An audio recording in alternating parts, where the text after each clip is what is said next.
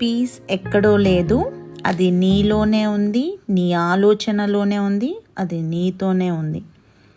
ఈ విషయాన్ని నేను 2009 సమ్మర్లో యూత్కి ఒక క్యాంపెయిన్ జరిగింది, ఒక ప్రోగ్రాం జరిగింది. అందులో మా కాలేజ్ తరపు నుంచి 7 డిఫరెంట్ రిలీజన్స్ ఉన్న వాళ్ళందరినీ సెలెక్ట్ చేసి ఆ కాన్ఫరెన్స్కి పంపించారు. ఆ conference Pilar retreat centre in గోవాలో జరిగింది.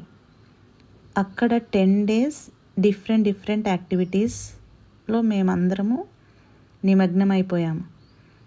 అక్కడ చదువు ఏమీ లేదు, జస్ట్ అంతా కూడా మా లోపల ఇన్నర్ కాన్షియస్నెస్ని ఎంపవర్ చేసే ఒక యాక్టివిటీసే.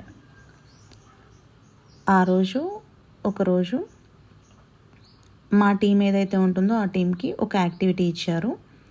అది ఒక స్కిట్.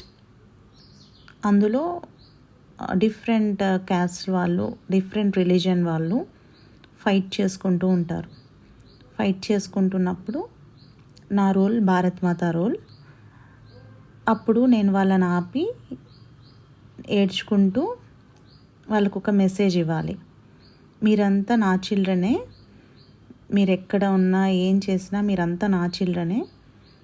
నా చిల్డ్రన్ ఎప్పుడూ కూడా ఇలా డిస్క్రిమినేషన్, ఇలా ఫైటింగ్స్ చేసుకుంటే నాకు చాలా బాధ కలుగుతుంది అని ఒక మెసేజ్ని నేను వాళ్ళకి ఇవ్వాలి. మీరంతా ఒక్కటే అనేది నేను వాళ్ళకి చెప్పాలి. ఆ స్కిట్ చాలా బాగా ప్రాక్టీస్ చేశాము. బట్ అది పర్ఫామ్ చేయడానికి మాకు అంత టైం దొరకలేదు. వేరే చాలా యాక్టివిటీస్లో ఇన్వాల్వ్ అయిపోయాం.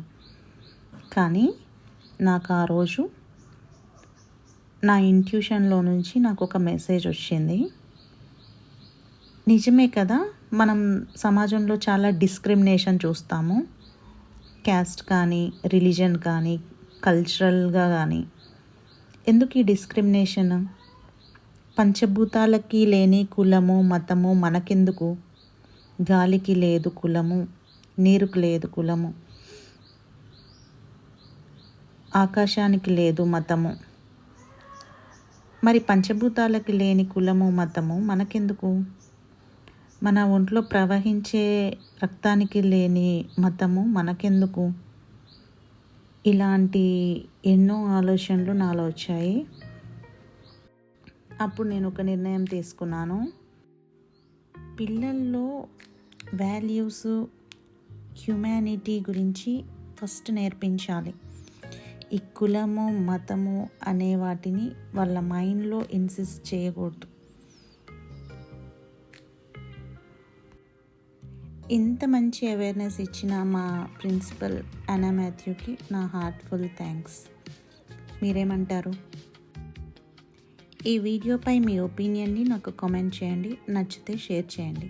Thank you.